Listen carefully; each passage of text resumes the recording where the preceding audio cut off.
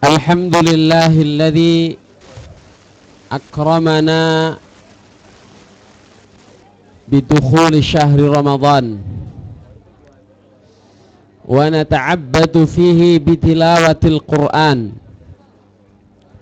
wa salawatullahi wa salamuhu ala nabiyyina Muhammadin khairil anam wa ala alihi wa ashabihi wa man sara ala nahjihi wa darbihi ila akhir zaman.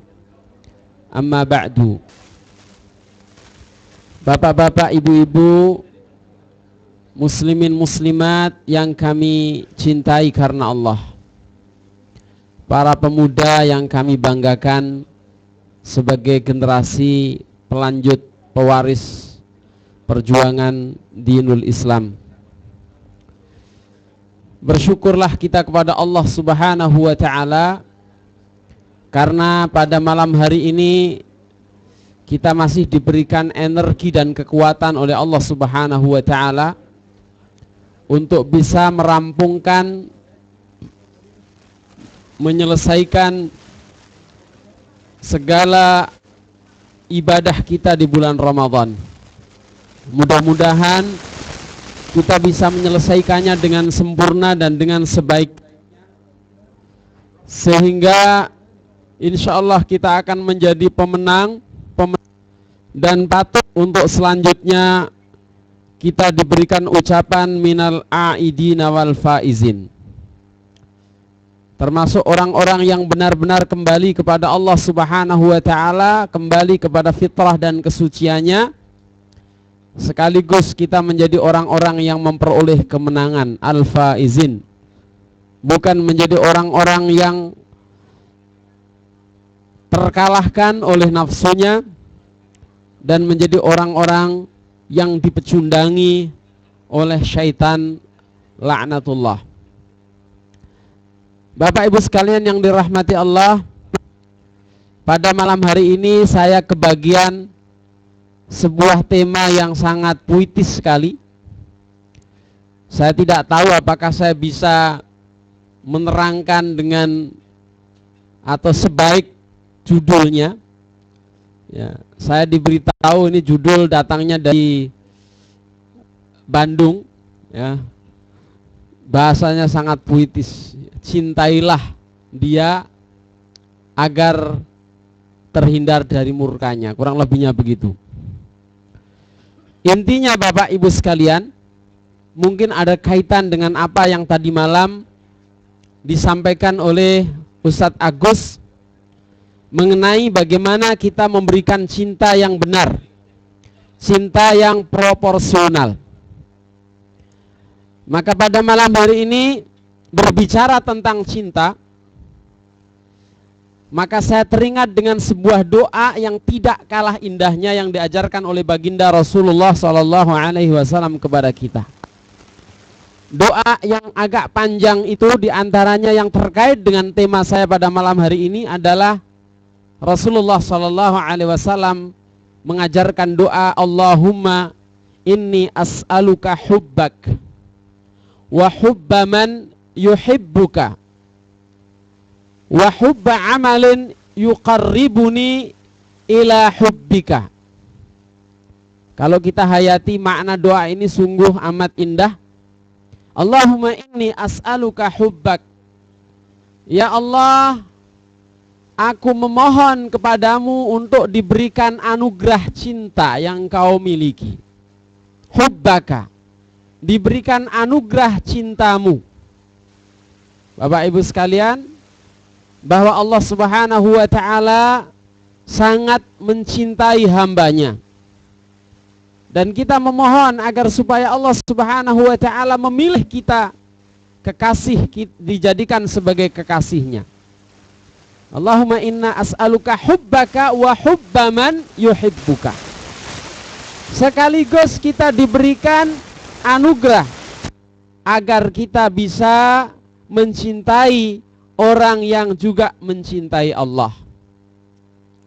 Jadi ingin kita diberikan cinta oleh Allah, sekaligus kita mendapatkan cinta dan mencintai orang yang dicintai oleh Allah. Dari sinilah kemudian ada sebuah kaidah hubbul mahbubi atau mahabbatul mahbubi mahabbatu mahbubil mahbubi. Apa itu artinya? Mahabbatul mahbubi, kalau kita mencintai yang kita cintai, katakanlah kalau kita mencintai Allah, maka konsekuensinya Bapak Ibu sekalian, maka kita harus bisa mencintai siapa yang dicintai oleh Allah. Mahabbatul mahbubi, kalau kita mencintai seorang kekasih, maka harus kita juga mengikuti siapa yang dicintai oleh kekasih kita. Kita mencintai istri kita, maka kita juga harus mencintai siapa yang dicintai oleh istri kita, siapa yang disukai oleh istri kita. Ya. Sebaliknya, atau mahabbatul mahbubi bughdu mahbubil mahbubi, mencintai seseorang atau mencintai Allah yang kita cintai, konsekuensinya kita juga harus membenci apa yang dibenci oleh yang kita cintai. Masalah di dalam Al-Quran banyak disebutkan, innallaha yuhibbut tawwabin, innallaha yuhibbul muhsinin, innallaha yuhibbul muqsitin. Ya, sesungguhnya Allah itu mencintai orang-orang yang berbuat kebajikan. Kalau kita mengaku mencintai Allah, berarti kita harus juga mencintai siapa yang dicintai oleh Allah. Jadi kalau Allah mencintai orang-orang yang baik, berarti kita harus ikut mencintai orang-orang yang dicintai oleh Allah karena kebaikannya. Sebaliknya, innallaha la yuhibbul zalimin, misalnya, sesungguhnya Allah itu tidak menyukai orang-orang yang zalim.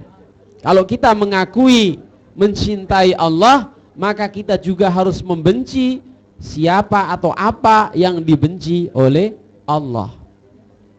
Bapak Ibu sekalian yang dirahmati Allah, maka Allah Subhanahu wa taala berfirman, "Qul in kuntum tuhibbunallah fattabi'uni yuhibbukumullah."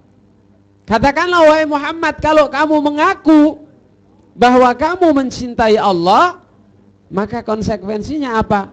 Kamu harus mengikuti dan mencintai Rasulnya Allah, utusannya Allah, karena Allah mencintai utusan atau Rasulnya Allah. Fattabi'uni yuhibbukumullah, maka ikutilah aku, karena wa may yuti'illaha faqad ata Allah. Barang siapa yang taat kepada Rasulnya Allah, berarti kita juga taat kepada Allah. Bapak Ibu sekalian yang dirahmati Allah, maka mencintai apa yang dicintai oleh Allah ini merupakan suatu kemestian. Dan doa yang selanjutnya tadi adalah wa hubba amalin yuqarribuni ila hubbihi, dan diberikan anugerah cinta agar kita bisa mencintai suatu amal yang bisa mendekatkan diri kita untuk mencintai Allah. Jadi amal apa itu? Maka disinilah Bapak Ibu sekalian, banyak amal-amal yang akan menyebabkan kita mendapatkan cintanya Allah. Bahkan kita akan menjadi walinya Allah. Wali Allah itu apa? Yaitu kekasihnya Allah.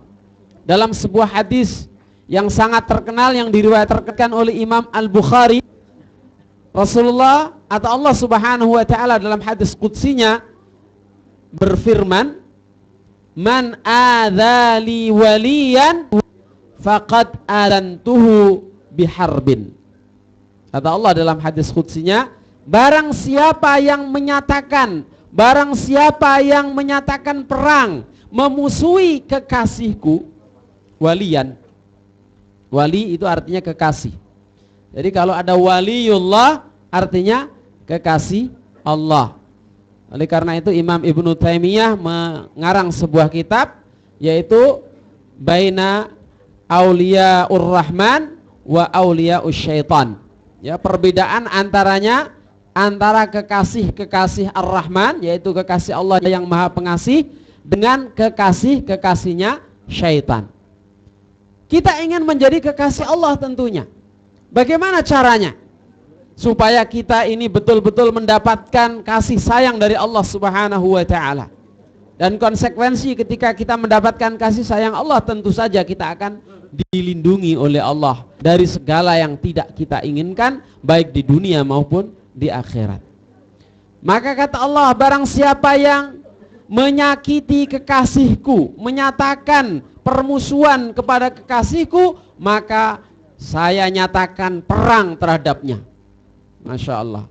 Jadi kalau sampai wali Allah atau kekasih Allah itu disakiti, ya, dimusuhi, dibenci, maka Allah nyatakan perang kepada mereka yang memusuhi kekasih-kekasih Allah.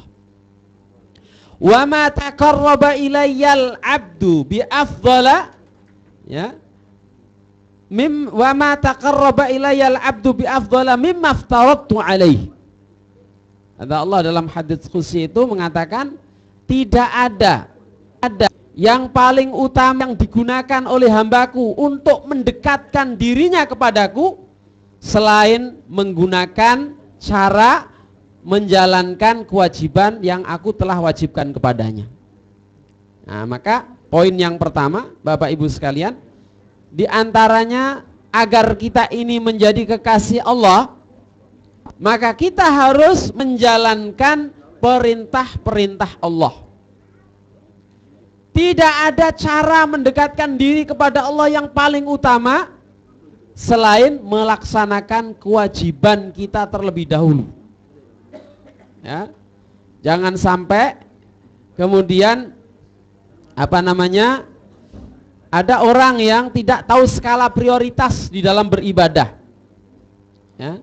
Ada orang yang sholat malamnya tidak pernah ditinggalkan, dan itu kejadian.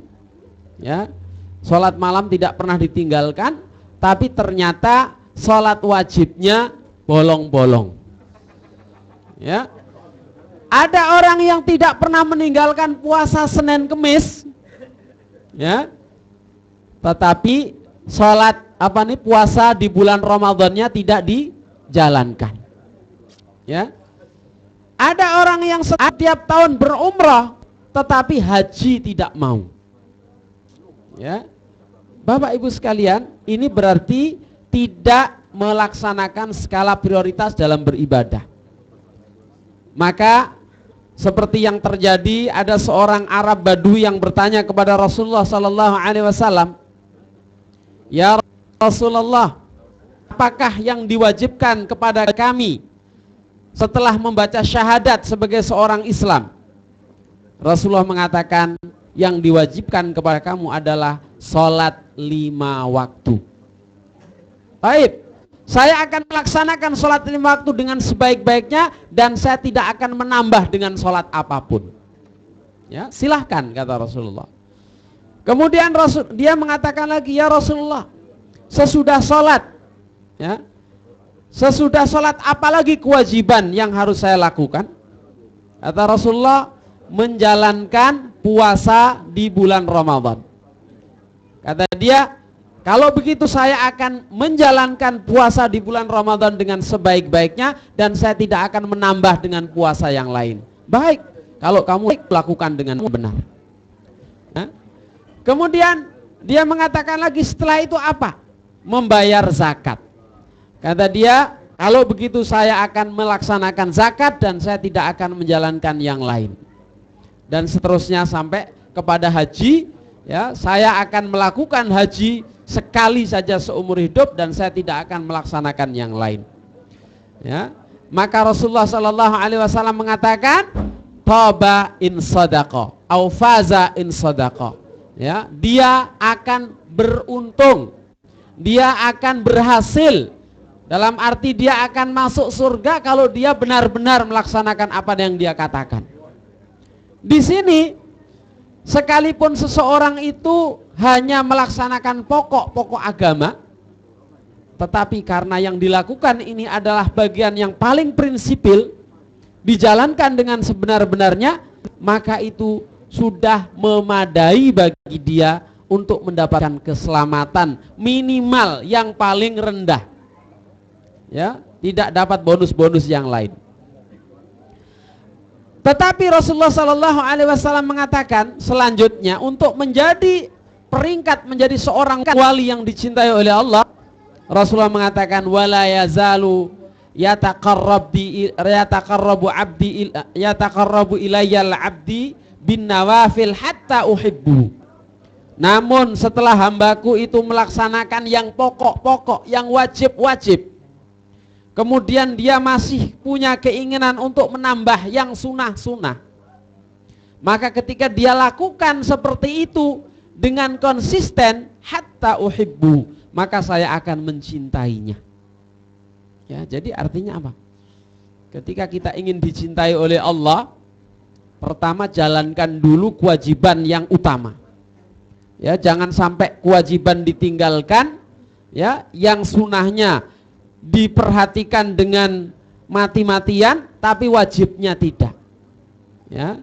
Maka ada kejadian-kejadian yang membuktikan banyak orang yang tidak paham tentang prioritas ini. Ya, misalnya ada kejadian di Mesir waktu itu, ya, orang berperang gara-gara apa? Sholat tarawih. Ada yang menjalankan 20, ada yang menjalankan 8, kemudian teman-teman di dalam masjid. Ya, berperang di dalam masjid. Kemudian ada seorang syekh yang menengahi peristiwa ini.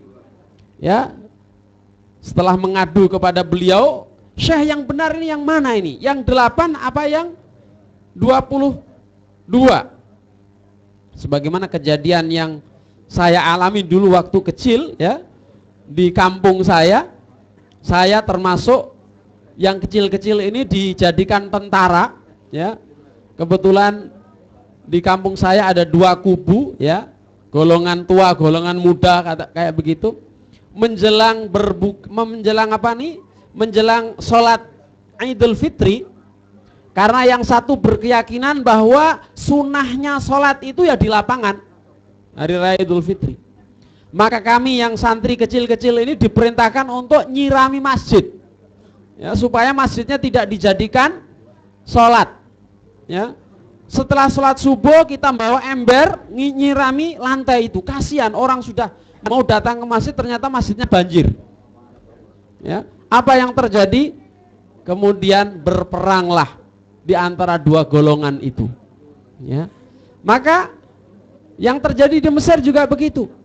Maka syekh ini dengan bijak bertanya, saya mau bertanya, katakanlah yang 22 atau yang 8 rakaat, hukumnya sebenarnya apa? Wajib atau sunnah? Mereka menjawab sunnah, wahai syekh. Oke, sunnah. Kemudian kalau menjaga ukhuwah Islamnya itu hukumnya sunnah atau wajib? Supaya kita bersatu, ukhuwah kita harus kita kuatkan, kira-kira hukumnya wajib apa sunnah? Bapak Ibu sekalian, menjaga ukhuwah hukumnya apa? Wajib. Kata beliau, kenapa Anda berperang gara-gara sunnah tetapi kewajiban Anda tinggalkan? Ya, Anda memutus silaturahim, Anda berperang satu sama lain karena konon membela sunnah Nabi, padahal sunnah yang terbesar tidak Anda jalankan, bahkan itu hukumnya wajib. Innamal mu'minuna ikhwatun fa'aslihu baina akhwaikum. Ya, bahwa di antara umat Islam ini harus bersaudara dan harus bisa memperbaiki satu sama lain. Maka prioritas harus kita miliki. Kewajiban harus kita jalankan terlebih dahulu.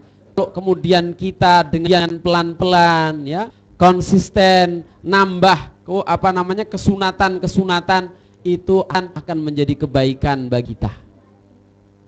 Maka Allah Subhanahu wa taala menyatakan, wa idza kuntu uhibbuhu, kalau saya sudah mencintai dia, kalau saya sudah mencintai dia sebagai kekasihku, maka akan ada sesuatu yang luar biasa yang akan diberikan oleh Allah kepadanya. Ana basaruhul ladzi yubsiru biha, saya akan menjadi mata yang dia gunakan untuk melihat. Ya, apa maksudnya? Allah menjadi mata kita. Maksudnya bahwa Allah Subhanahu wa taala, di antara para ulama mengatakan Allah akan menjaga pandangan mata kita. Maka kita tidak akan melihat melainkan hal-hal yang diridhai oleh Allah, hal-hal yang dicintai oleh Allah. Wa ana sam'uhu alladhi yasma'u biha, dan saya akan menjadi telinganya yang digunakan untuk mendengar. Artinya telinga kita hanya akan mendengar segala yang dicintai oleh Allah. Kemudian wa ana yaduhul lati yabtishu biha, dan saya akan menjadi tangannya yang dia gunakan untuk bekerja. Maka pekerjaan-pekerjaan rezeki yang mengalir kepada kita adalah rezeki yang dijaga oleh Allah. Wa ana rijlahul lati yamshi biha, dan saya akan menjadi kaki yang dia gunakan untuk jalan. Artinya kalau kita sudah menjadi kekasih Allah, maka Allah akan menjaga setiap gerak dan langkah kita. Kemana kita mau pergi, maka Allah akan menjaga kita. Wa idza sa'alani la ujibannahu, dan kalau dia meminta kepadaku, saya pastikan saya akan memberikannya. Wa idza sta'adzani, dan jika dia meminta perlindungan kepadaku, la uidzannahu, niscaya pasti saya akan memberikan perlindungan kepadanya. Bapak Ibu sekalian yang dirahmati oleh Allah, maka dicintai oleh Allah Subhanahu wa taala itu adalah hasil dari ikhtiar kita, upaya kita untuk selanjutnya kita buktikan dengan perbuatan-perbuatan yang diridhai oleh Allah Subhanahu wa taala berdasarkan ilmu yang benar. Maka dalam sebuah riwayat Rasulullah sallallahu alaihi wasallam menyampaikan suatu informasi yang begitu penting terkait dengan masalah ghaibiyat, di mana Allah Subhanahu wa taala, innallaha idza ahabba rajulan nada, sesungguhnya Allah Subhanahu wa taala kalau sudah mencintai seseorang dengan tahap-tahap yang dia lakukan seperti tadi, nada, Allah akan menyeru di atas arasnya. Jibril alaihissalam dipanggil oleh Allah. Kata Allah, inni uhibbu fulanan fa'ahibbahu. Wahai Jibril, saya mencintai seseorang, maka cintailah dia. Wanada Jibrilu fi ahlis sama. Kemudian Jibril mengumumkan cintanya Allah kepada seseorang itu kepada seluruh penghuni langit. Maka Jibril mengatakan, innallaha yuhibbu fulanan fa'ahibbuhu, sesungguhnya Allah Subhanahu wa taala telah mencintai seseorang, maka wahai seluruh penghuni langit, cintailah dia. Fa'ahabbuhu, maka mereka pun mencintainya.